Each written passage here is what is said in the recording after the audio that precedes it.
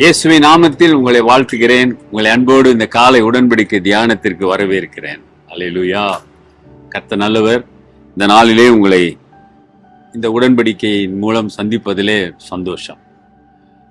You're most welcome to the Covenant of the Day, and today is 18th August 2026 Tuesday. அல்லேலூயா.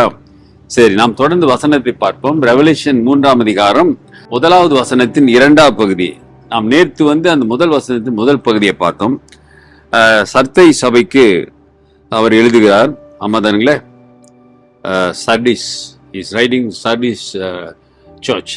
அப்ப அருமையானவர்களே, இன்னைக்கு தொடர்ந்து அந்த வசனத்திலே அவர் என்ன சொல்லுகிறார் என்று நாம் பார்ப்போம். அல்லேலூயா. I know your works, that you have a name that you are alive, but you are dead. உன் கிரியைகளை அறிந்திருக்கிறேன், நீ உயிருள்ளவன் என்று பெயர் கொண்டு இருந்தும் செத்தவனாய் இருக்கிறாய். அல்லேலூயா. உனக்கு என்ன பெயரு? மற்றவங்க எப்படி உன்னை பார்க்கறாங்கன்னா, நீ உயிருள்ளவன், ஆண்டவருக்கு மகிமையா வாழ்றவங்க, நீ சாட்சியானவன், கர்த்தருடைய அன்பை ருசித்தவர்கள். ஏன்னா நீ ஆராதிக்கிறது, நீ நடக்கிறதெல்லாம் பார்த்து நீ உயிருள்ளவன் என்று நினைக்கிறாங்க. ஆனா ஆண்டவர் சொல்றார், இல்ல, நீ செத்தவன். ஏங்க? சபையை எச்சரிக்கிறார். இந்த சபையை அவர் எச்சரிக்கிறார், உன் கிரியை நான் அறிந்திருக்கிறேன். நீ இந்த உலகத்துல போட்டிருக்கிற வேஷம் எனக்கு தான் தெரியும். நீ எவ்வளவு தூரத்துக்கு எனக்கு உண்மையா இருக்கிற. நீ உயிருள்ளவன் அல்ல, நீ செத்தவன் தான் என்று அங்கு ஆண்டவர் வன்மையாக இந்த சபையை கண்டிக்கிறார்.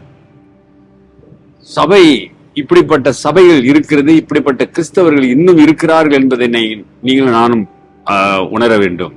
இந்த கடைசி காலத்திலே அருமையானவர்களே, ஏன் அவர் இப்படி சொல்லுவதற்கு காரணம் என்ன? அருமையானவர்களே, கிறிஸ்தவர்களுக்கும் அங்கு இருந்தவர்களுக்கும் மற்றவர்களுக்கும் வித்தியாசம் இல்லாமல் போய்விட்டது.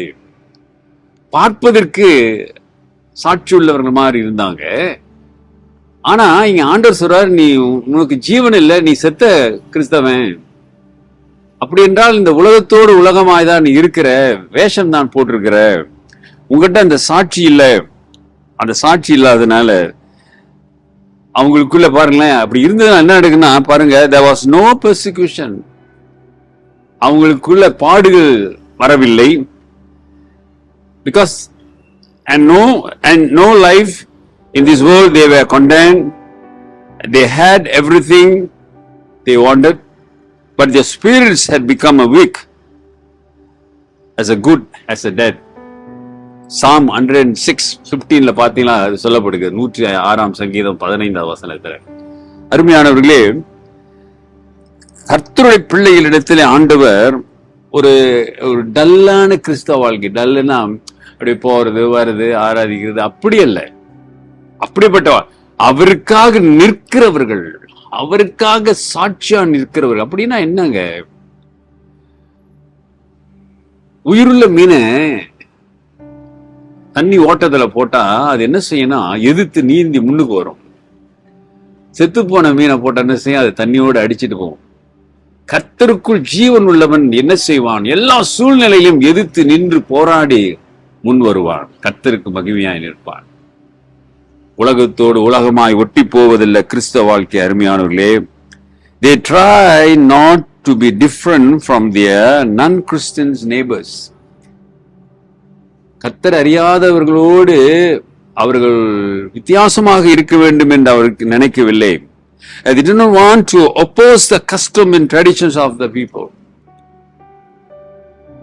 தங்களுடைய பழக்க வழக்கங்களிலிருந்தும் எதிர்மறையான காரியங்களிலிருந்தும் அவர்கள் எதிர்த்து நிற்க இல்லாமல் போனார்கள். அருமையானவர்களே, ஆகவே இந்த சபை என்ன செய்தது? அவர்களுக்குள்ளே ஒரு சாட்சி இல்லாமல் போனது. கர்த்தருக்கு பிரியமானவர்களே, உங்களுடைய கிறிஸ்தவ வாழ்க்கையை சோதித்து பாருங்கள். This is a revelation. இது வெளிப்பாடு. உன்னை பற்றி வெளிப்பாடு, என்னை பற்றி வெளிப்பாடு, திருச்சபையை பற்றி வெளிப்பாடு, ஒவ்வொரு கிறிஸ்தவர்களை குறித்து வெளிப்பாடு. இந்த வெளிப்பாடு எனக்கு என்ன சொல்லப்படுகிறது என்று நீ யோசித்து பாரு. You have to compare and you have to understand and you have to commit and we need to repent. அருமையான சகோதரனே, ஆகவே எந்த பகுதியிலே நீ மனம் திரும்ப வேண்டுமோ மனம் திரும்பி ஆண்டவருக்கு ஒப்புக்கொடு. கர்த்தர் பெரிய காரியங்களை செய்வார். ஜெபிப்போம். நல்ல ஆண்டவரே, இந்த காலை வேளைக்காக நன்றி. உம்மை துதிக்கிறோம். இந்த புதிய நாளிலே உம்முடைய கிருபை தங்கும்படியாய் தடைகளை நொறுக்கி உமக்கு சாட்சியாய் நிற்கத்தக்கதாக உதவி செய்யுங்க. உன் நாமத்திலே ஆசீர்வதிக்கிறேன். இன்றைக்கும் இயேசுவின் நாமத்தில் ஒரு அற்புதம் நடப்பதாக. ஆமென். நமது ஆண்டவராகிய இயேசுவுடைய கிருபை, பிதாவின் அன்பு, பரிசுத்தாவின் ஐக்கியம் உங்களோடு உங்களை ஆசீர்வதித்து காப்பதாக. என் ஆத்துமாவே கர்த்தரை ஸ்தோத்திரி, என் முழு உள்ளமே அவர் பரிசுத்த நாமத்தை ஸ்தோத்திரி.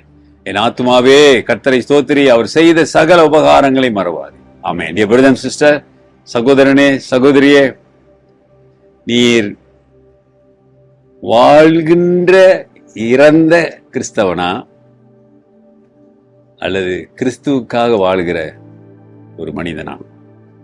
Take care and God bless.